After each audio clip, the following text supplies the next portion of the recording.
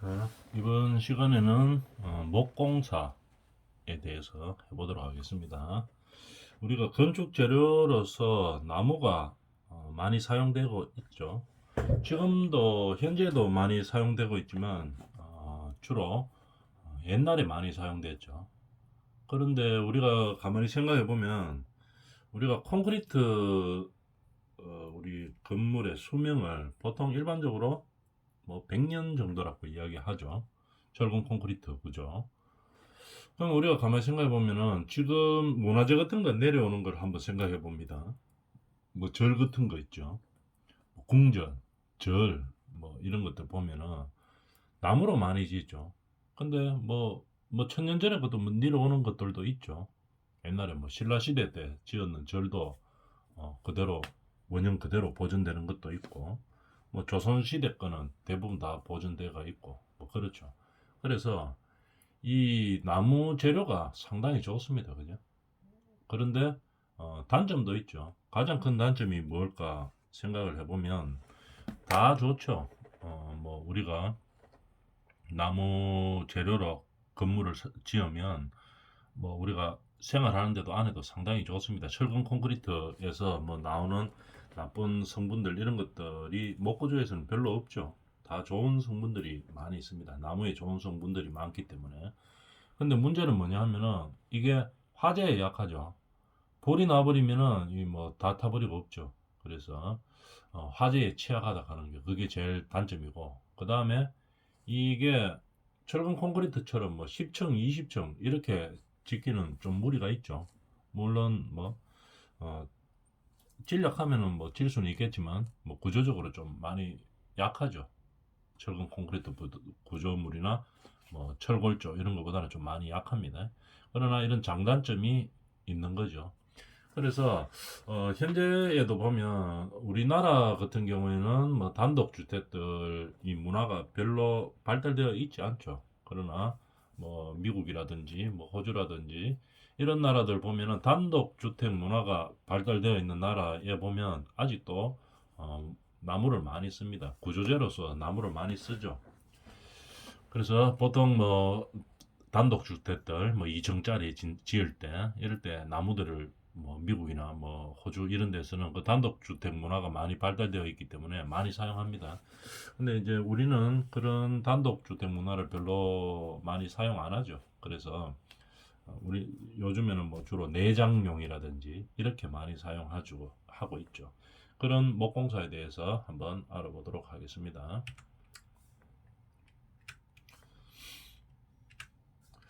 자, 개요. 일단 목재는 한번 읽어볼까요? 천연 소재죠. 천연 소재로서 가장 대표적인 재료입니다. 이게 자연 소재이기 때문에 질감이 아주 부드럽죠. 인공적으로 만들어낸 게 아니고 자연에서 얻는 소재이기 때문에 질감이 아주 부드럽고 따뜻합니다. 그 다음에 자연적인 느낌이 있고 친근하게 느껴지죠. 장점도 상당히 많습니다.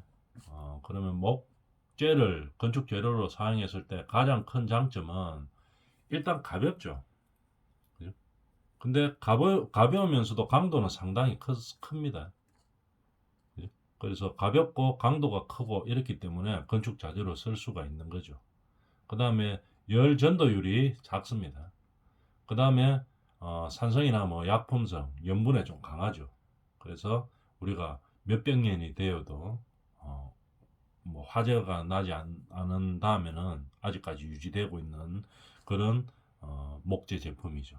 그 다음에 수종이 다양하죠. 우리나라도 뭐 소나무도 있고 뭐 여러 가지 이래 수종들이 다 다양하죠. 이래서 그거에 따라서 특징에 따라서 뭐 우리가 사용할 수 있는 재료들을 구분해서 사용할 수 있었습니다.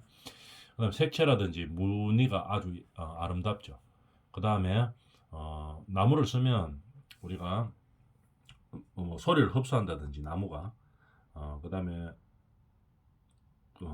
소음 같은 걸 차단한다든지 이런 성질들이 있습니다. 그래서 아주 우수한 재료인 것은 맞죠. 우수한 재료이고 그럼 단점은 없느냐 하면 단점도 있죠. 이게 천연 소재이기 때문에 어, 이게 장스팬 구조를 하려고 하면은 장스팬을 얻기가 좀 어렵죠. 천연 재료이기 때문에 나무가 엄청 긴 게 있어야 되는데 잘 없죠. 그래서 고층 건물이나 뭐 장스팬의 구조는 불가능합니다. 그 다음에 가장 문제점 되는 거 불에 약하죠. 그 다음에 비내구적, 그러니까 이게 천연 소재이고 생물이기 때문에 어, 썩을 수가 있죠. 부패균에 약합니다. 충해, 병충해에 좀 약한 거죠. 해충들이 먹을 수도 있고 뭐 이렇게 돼가지고 구멍을 낼 수도 있고 이런 문제점들이 있겠죠. 그런 단점들은 있습니다. 그 다음에 함수율에 따른 변형이 크다. 물량에 따라서 변형이 클 수가 있는 거죠. 그죠? 바짝 마른 것은 어떻게 됩니까? 변형이 좀 적겠죠. 근데 바짝 안 말른 거는 변형이 좀 올 수 있습니다. 물을 좀 많이 품고 있는 것들. 이런 단점들도 있다 이 말이겠죠. 그 다음에 우리가 건축 재료로 사용하려고 하면은 구조용 목재 요구 조건이 있습니다. 어떤 조건이 돼야지 구조용으로 쓸 수 있느냐, 건축용으로 쓸 수 있냐 이 말이겠죠. 건축용 중에서도 뭐 내장재 이런 게 아니고 구조재로 쓰려고 하면은 어떻게 해야 됩니까? 똑발라야 되죠. 구조대는. 그죠? 그 천연 소재이기 때문에 나무가 뭐 소나무 같은 거는 어떻게 됩니까? 크면서 이래 막 휘어가 있죠. 그래서 이래 직대재를 얻기가 쉬운 그런 나무여야지 됩니다. 그래야 구조용으로 쓸 수 있는 거죠. 그 다음에 당연히 강도가 크고 변형이 적어야 되겠죠. 건조 변형이라든지 수축성이 좀 작아야 되는 겁니다. 구조재로 쓰려고 하면. 그 다음에 산출량이 많아야 되겠죠. 뭐 생산량이 많아야 되겠죠. 뭐 조금 하려고 하는데 뭐 생산이 안 돼가지고 모자라고 이러면은 건축 재료로는 사용할 수 없습니다. 왜냐하면 건축 재료는 들어가면은 엄청나게 많이 들어가죠. 집 짓는데 건물 짓는데 우리가 뭐 구조용으로 목재를 쓴다 이러면 목재 양이 엄청나게 많이 들어갑니다. 그런 공급이 되어줘야 되겠죠. 그 다음에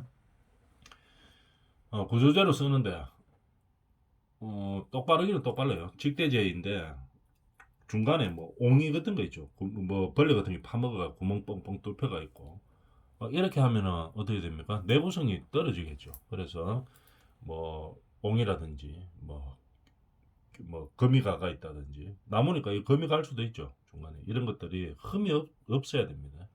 흠이 없고 그래서 내구성이 상당히 좋아야 되겠죠. 그 다음에 공자 그 우리가 가공하기가 좀 편해야 되겠죠. 구조재로 쓰면은 이 너무 딱딱해가 가공이 안 된다 이러면은 구조재로 사용하기에 부적합한 겁니다. 이런 목재 요구 조건이 있겠죠.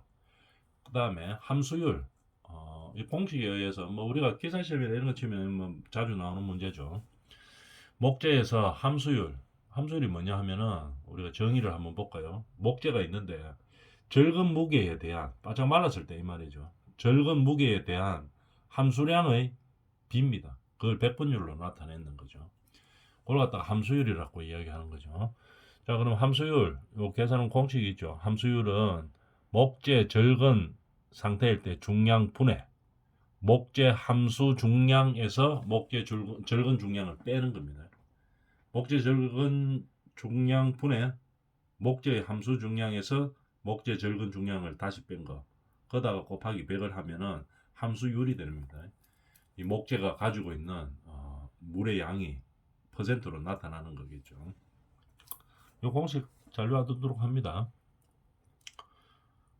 그 다음에 목재의 강도를 보면은 섬유 직각 방향 강도가 섬유 평행 강도보다 셉니다. 섬유 평행 방향 강도가 더 셉니다. 섬유 직각 강도보다가 한 5배, 10배 정도 세죠. 그러면 섬유의 평행한 방향의 강도가 더 세다 이 말이죠.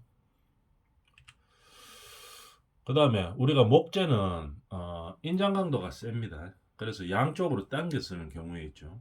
그래서 우리가 철근처럼 인장 강도가 센 거죠. 목재는. 그런데 압축 강도는 약합니다. 그죠? 보통 일반적으로 우리가 나무는 압축 강도가 좀 약하다고 이야기하죠. 특히 이 결의 방향에 따라서 압축 강도에 대해서도 어떨 때가 더 약하느냐. 결 방향으로 눌려주면 상당히 약합니다. 이게. 그 다음에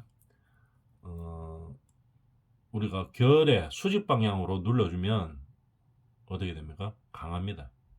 직각 방향으로. 그래서 다시 한번 정리하면은 보통 우리가 목재 같으면은 인장 강도가 일반적으로 좀 강하다고 이야기한 강한 재질입니다. 그 중에서도 결 방향이 있죠. 결 방향에 따라서 더 강할 수도 있고 더 약할 수도 있고, 그 다음에 압축 강도는 좀 일반적으로 약한 편인데 결 방향에 따라서 좀 더 강할 수도 있고 좀 더 약할 수도 있고 이제 이렇다는 얘기입니다. 그러면은 결 방향에 이렇게 양쪽으로 당겼을 때 결 방향에 요게 수직 쪽으로 당기면 좀 강합니다. 그 다음에 결 방향에 방향대로 당기면 약하게 되는 거겠죠. 이런 특징이 있습니다. 그 다음에 우리가 뭐 송판 깨기 그거 생각해 보면 되겠죠. 태권도 배울 때 송판 깨기 할 때 이래 때리면은 이 그 나무 결 방향에 수직으로 때리면 이 잘 못 깹니다. 근데 나무 결 방향으로 때리면 바로 깨지겠죠. 이런 특징들이 있습니다. 강도의 특징들. 근데 일반적으로 우리가 통칭해 가지고 목재의 강도에 대해서 이야기해 보라고 하면은 인장 강도는 좀 약하고, 인장 강도는 센 편이고, 그다음 압축 강도는 약하고, 그렇게 이야기할 수 있는 거죠. 그다음에 수축과 팽창, 그다음에 강도, 뭐 열전도율, 접착성, 도장성에서 볼 때 함수율에 따라서 어떻게 바뀌는가, 거기에 대해서 우리 생각해 보면 알죠. 함수율, 물이 많을 때 어떻게 되는가 한번 봅시다. 물이 많을 때 수축, 팽창 중에 팽창이 많이 되겠죠. 함수율이 증가하면. 물이 줄어들면 수축이 되는 겁니다. 그 다음에 강도는 바짝 마르면은 강도가 센 거죠. 그래서 우리 회초리 같은 거 옛날에 뭐 조선시대 때 회초리 만들 때 어떻게 합니까? 바짝 마르죠. 회초리 만들 때 바짝 말라야 그래야지 이제 강도가 세지는 거겠죠. 그런 식으로 이해해 주면 되겠습니다. 그 다음에 열전도율은 당연히 물이 많으니까 증가되는 거고, 접착성도 물이 많으면은 접착은 잘 안 되겠죠. 물이 많으면.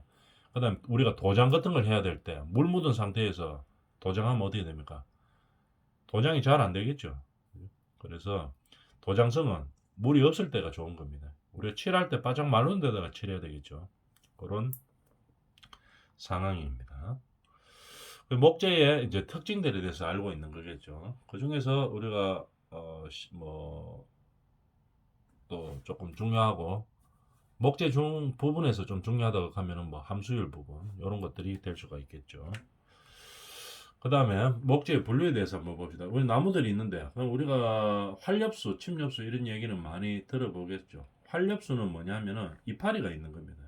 이파리가 많이 있는 거. 그죠? 겨울에 이파리가 있으니까 잎이 많이 떨어지겠죠. 그 다음에 활엽수의 특징은 뭐냐면은 광택이 많이 나고 색상이 좋습니다. 그리고 윤택하고 보기에 상당히 좋죠. 그 다음에 가구와 장식재로는 많이 쓸 수 있습니다. 활엽수를. 그 다음에 침엽수는 뭐냐면은 이파리가 없는 거죠. 잎이 없는 겁니다. 뭐 주로 뭐 어떤 겁니까? 소나무 같은 거 이런 걸 말하는 거겠죠. 어, 침엽수는 뭐 소나무 이렇게 되는 겁니다. 그래서 대체로 활엽수보다 좀 가볍고 유연하고 좀 강합니다. 그 다음에 규칙적인 안정성이 있죠. 그 다음에 중량이 높으면 강도도 좀 높아지는 성질이 있습니다. 그 다음에 균일한 조직으로 내장용으로 좀 많이 사용할 수 있습니다. 밝은 색으로 주로 되어 있기 때문에. 그래서 활엽수, 침엽수의 분류에 대해서 뭐 어떤 것들이냐에 대해서 한번 알아봤습니다. 그 다음에 경제, 단단하다는 얘기겠죠. 활엽수나 낙엽수로부터 생산되는 겁니다. 활엽수나 낙엽수. 그 다음에 단단하니까 어떻게 됩니까? 실내 마감 처리용으로 많이 사용할 수 있습니다. 마감에 사용할 수 있다는 얘기겠죠. 왜냐하면은 이 경제들은 뭐 마감 상태가 좀 좋습니다. 연재보다가 단단하고 마감 상태가 좋고, 그러니까 예쁘다는 얘기겠죠. 보기에 좀 좋다는 얘기입니다. 마감 상태가 좋고 이렇기 때문에 우리가 내장재로 많이 사용되고 있습니다. 그럼 반대로 또 연재는 그러면 경재는 뭐 어떤 것들이 많이 하느냐? 활엽수에서 주로 나오죠. 활엽수, 참나무 같은 거, 이제 이파리 많은 거 이런 것들이 경재라고 이야기하는 겁니다. 참나무가 우리 단단하다 하는 건 다 알고 있죠. 그렇게 이야기하고 그 다음에 연재는 좀 약한 거죠. 그러니까 주로 뭡니까 침엽수에서 많이 나옵니다. 소나무 같은 거 이런 거에서 많이 나오는 거겠죠. 연재는 연하다는 얘기겠죠. 소프트하다 이런 얘기입니다. 그래서 수납 가구에 주로 사용한다든지 아니면 구조 골조용으로 많이 사용하고 있다 이렇게 봐주면 되겠습니다. 그 다음에 나무를 어떻게 구분할 수 있느냐? 그게 건축 재료로 사용되는 거. 건축재 하면 우리가 일반적으로 생각하는 거는 구조재로 많이 쓰이는 거를 이용할 수 생각할 수가 있겠죠. 건축재로. 그 다음에 내장재. 내장재는 뭡니까? 강도보다가 미간이 좋아야 되겠죠. 일단은 좀 예뻐야 됩니다. 내장재로 사용되려고 하면 강도보다가도 일단 좀 예뻐야 되겠죠. 미간이 중요시 되는 겁니다. 그 다음에 뭐 예를 들어서 제작재로 사용된다고 하면은 나무가 또 뭐 건축 구조용이나 아니면은 내장재만 사용되는 건 아니죠. 뭐 나무에 나무로 된 가구들 이런 데도 사용할 수 있겠죠. 그런 제작재로도 사용될 수 있습니다. 그래서 건축재는 보면 주로 어떤 데 사용되느냐 하면은 일정한 적당한 강도와 규격을 갖는 나무결로 된 목재를 용도에 맞게 사용하는 거겠죠. 건축재. 우리가 제일 많이 사용하는 것들이 한옥집 이런 거 생각해 보면 되겠죠. 기둥이라든지 보, 그죠? 그 다음에 우리가 현대에서 많이 사용하는 것은 건축재로 합판으로 만들죠. 합판은 어떻게 만드는 겁니까? 나무를 사과 깎듯이 깎습니다. 그죠? 깎아가지고 쭉 펴놓은 다음에 프레스 같은 압축기로 눌러서 찌는 거죠. 그래서 단단하게 여러 겹으로 눌러주는 겁니다. 그래서 단단하게 만드는 거겠죠. 그런 합판 이렇게 해서 뭐 또는 목재 용기, 창자, 패널, 사이딩 이런 것들에서 건축 재료로 사용되는 겁니다. 그럼 내장재로 사용될 때는 어떻게 되느냐? 강도보다는 일단 미간성이 좀 좋아야 됩니다. 일단 예뻐야지 뭐 내장재로 사용할 수가 있겠죠. 그래서 느낌이 뭐 자연 친화적으로 부드러운 느낌이 든다든지 이런 형태의 것들이 많이 사용되는 거겠죠. 그 다음에 내장재로 사용될 때는 또 특징들이 있겠죠. 그냥 원목 그대로 사용할 수도 있지만 보통 일반적으로 색깔을 칠하죠. 그래서 착색이 잘 되어야 됩니다. 그 다음에 가공이 다양하게 가공을 할 수 있어야 되는 형태이겠죠. 주로 뭐 마루판 이런데 요즘은 인공으로도 많이 쓰지만 원목 마루도 많이 사용하죠. 원목 마루. 그럼 보면은 마루에 원목 마루가 이렇게 해놓으면 상당히 고급스럽습니다. 그런데 원목 마루를 예전에는 많이 사용했는데 요즘은 어떻게 됩니까? 뭐 예를 들어가 들고 가다 탁 떨어뜨리면은 기스나죠. 퍽퍽 뚫히고 이렇게 하죠. 나무기 때문에. 그래서 원목 느낌이 나면서 단단한 경도가 상당히 높은 그런 재질들이 많이 나오죠. 뭐 각마루라든지 그죠? 각마루 이런 것들. 그 다음에 그보다 조금 각마루보다는 조금 이제 밑에 급인 뭐 온돌마 각마루 약간 밑에 강화마루 뭐 이런 것들. 그다음 완전 합성으로 만들어 놓은 뭐 데코 타일이라든지 이런 것들이 이제 나무로 사용할 수 있는 것들이겠죠. 그 중에서 옛날에 주로 좀 사용했던 원목마루 이런 것들이 내장재로 많이 사용됩니다. 그 다음에 제작재는 뭐 어떤 것들 뭐 가구라든지 이런 데 사용되는 것들을 말하는 거겠죠. 또는 문짝, 문틀 이런 것이 있죠. 요즘 뭐 NDF로 많이 사용하지만 옛날에는 우리가 실제로 나무 원목으로 많이 썼습니다. 문짝도 그렇고 문틀도 그렇고. 근데 요즘도 뭐 이런 게 훨씬 원목으로 쓰는 게 훨씬 좋지만도 기술이 좀 자꾸 발달해 가지고 가벼운 MDF 그런 가격적인 면에서 좀 싸기 때문에 MDF 이런 것들을 또 많이 사용하죠. 그런 용도로 사용되고 있습니다. 여기를 보면은 이 사이딩 같은 것들, 이런 것들, 옆에 비닐 사이딩 요즘 많이 사용하죠. 이런 것들. 이런 것들이 좋은 집들은 뭐 고급으로 지면 진짜 원목으로 그냥 그대로 사용하는 경우가 많이 있었습니다. 근데 요즘은 이런 기술들이 좋아가지고 나무처럼 보이면서 실제로는 뭐 우리가 합성으로 만든 것들, 이런 것들로 많이 사용하죠. 패널이나 사이딩입니다. 그 다음에 목재를 가공할 때는 로터리 베니어, 합판 만들 때 주로 사용하죠.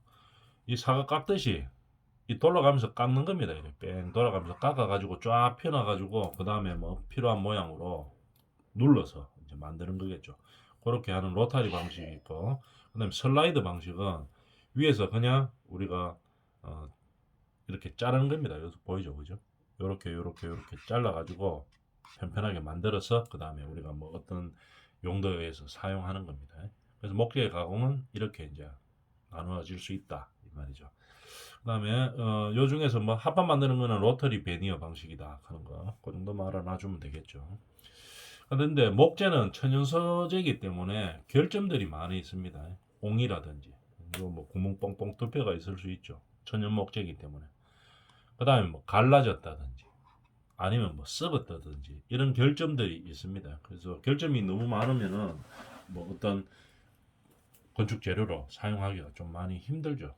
그래서 그런 결점들이 생길 수 있다 하는 거. 특히 이게 나무기 때문에 천연 소재 생물이죠. 그거 썩습니다. 이게 병충해 때문에 이런 것들을 조심해서 알아줘야 되겠죠. 그런 거를 감안해서 우리가 건축재로 사용할 수 있다 없다 이런 것들을 판단을 내려줘야 되겠습니다. 그러면 이런 이제 천연 소재이기 때문에 중요한 문제가 뭡니까? 저런 결함이 안 생기게 하는 게 중요하죠. 그래서 안 생기게 하는 방법들이 어떤 것들이 있느냐 중요하겠죠. 그러니까 나중에 뭐 우리가 기사 시험이나 이런 거 치면 이런 게 많이 나오죠. 주의법, 표면 탄압법, 도포법 이런 것들이 많이 나옵니다. 왜? 나무 목재를 건축 재료로 사용하려고 하면 일단 뭐 결함이 없어야 되는데 결함을 없애는 방법들이 이제 그만큼 중요하다는 얘기겠죠. 말 그대로 주의법, 방부제를 넣는 겁니다. 나무에다가 썩지 않게 만드는 거죠. 주의법. 그 다음에 표면 탄압법. 목재 표면을 3에서 4mm 정도 태워버립니다. 태워서 뭐를 없애느냐? 수분을 없애는 거죠. 수분을 없애면은 일단 부패한균이 침입하기가 어렵죠. 바짝 말라 있기 때문에. 수분 자체가 없기 때문에. 그래서 침입 자체가 상당히 어렵습니다. 그렇게 하는 것이 표면 탄압법, 표면을 태운다는 얘기겠죠. 그 다음에 도포법. 우리가 가장 많이 사용하는 게 뭡니까? 니스 칠하죠. 방부제 칠을 한다는 얘기입니다. 우리 이 목재에다가 니스 칠을 해주는 겁니다. 그러면 부패가 좀 많이 줄어들겠죠. 이렇게 천연 소재인 나무를 썩거나 부패되지 않도록 하는 방법입니다. 주의법, 표면 탄압법, 도포법 대표적인 방법이죠. 그 다음에 충해, 해충이죠, 그죠? 그 어떤 벌레들에 의해서 하는 것. 대책은 뭐 방부제를 처리를 하면 됩니다. 해충이기 때문에 방부제 치면 죽겠죠. 그래서 침엽수보다는 활엽수가 저항력이 큽니다. 침엽수보다 활엽수의 저항력이 크다 이렇게 보면 되겠습니다. 그래서 소나무보다 참나무가 저항력이 더 크다고 이렇게 생각해 주면 되겠죠. 그 다음에 풍화, 우리가 나무는 장기간 이 공기에 노출되어 있으면 뭐 폭우라도 뭐 비도 오죠, 그죠? 비도 오고 뭐 춥고 뭐 이런 게 자꾸 반복되겠죠. 이렇게 되면은 풍화가 됩니다. 이런 것을 막으려고 하면은 뭐 도장 처리를 해주면 되겠죠. 도장 처리. 뭐 색을 실제로 있는 색을 가진 뭐 도장을 처리한다든지 아니면 니스를 칠하든지 그런 방법을 취해주면 되겠습니다. 아니면 우리가 또 내구성의 저하 요인을 없애는 내구성을 강하게 만드는 요인은 말르면 됩니다. 바짝 말르면 되겠죠. 그러면은 이 나무가 강해지죠. 그럼 그런 방법에는 어떻게 방법이 있느냐? 자연스럽게 건조시키는 방법이 있고 1에서 3개월 정도 대기에서 건조시키는 방법이 있습니다. 아니면 전기로 찌는 거죠. 급할 때 뭐 자연 건조가 물론 좋기는 하겠죠. 근데 뭐 그렇게 오래 기다릴 시간이 없다. 이러면 인공 건조를 시키죠. 찌는 겁니다. 전기로. 전기로 양생시켜서 건조하는데 이거는 시간이 상당히 빠르죠. 3에서 한 10일 정도. 그 다음에 건조 전처리 한 1년 이상 그냥 물에 푹 담굽니다. 물에 담가가지고 수액을 다 빼내는 거죠. 건조 전처리 한 1년 이상 방치시키는 겁니다. 그런 건조 수축 방법들이 있습니다. 목재의 접합은 다음 시간에 하도록 하겠습니다.